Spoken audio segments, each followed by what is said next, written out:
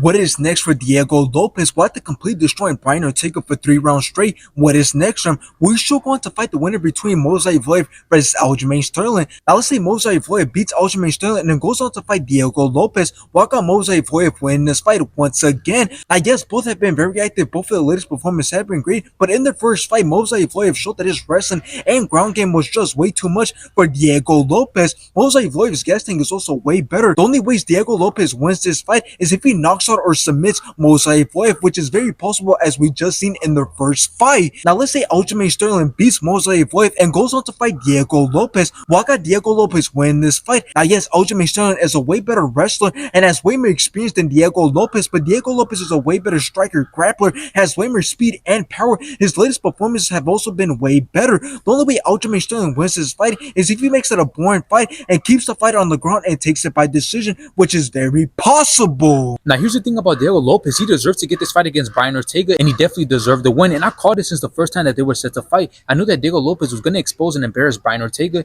and now that he did just that, I believe that there are bigger things coming for Diego Lopes. And it's amazing that Diego Lopes was able to beat a number 3 ranked guy who has fought big names by showing that his striking is dangerous for anyone, and by showing that his ground game and his jiu-jitsu is also dangerous for anyone, and he has a capability of either knocking you out or submitting you. So now that Diego Lopes is in the top 5, everybody has to watch out now, whether it's a wrestler or a striker, because Diego Lopes can put up a fight in any situation. And honestly, if Aljamain Sterling isn't next for Diego Lopes, or if Mozart Evloev isn't next for Diego Lopes, I would like to see him beat Alexander Volkanovski's comeback fight, since that fight will teach us a lot about both men. Because if Volkanovski isn't able to get the win, then that shows that Volkanovski doesn't have it in him anymore to compete with the top guys, and that also shows that Diego Lopes is a true threat to everyone in the featherweight division, whether it's Ilia Topuria or Max Holloway. And now that brings me on to my other point. Ilia Topuria and Max Holloway could also be potential opponents for Diego Lopes, which I think Ilia Topuria knocks out Diego Lopes. But since I believe that Ilia Topuria also knocks out Max Holloway, I do believe that Diego Lopes versus Max Holloway could be a very entertaining fight, and Diego Lopes might actually have a chance of winning that fight.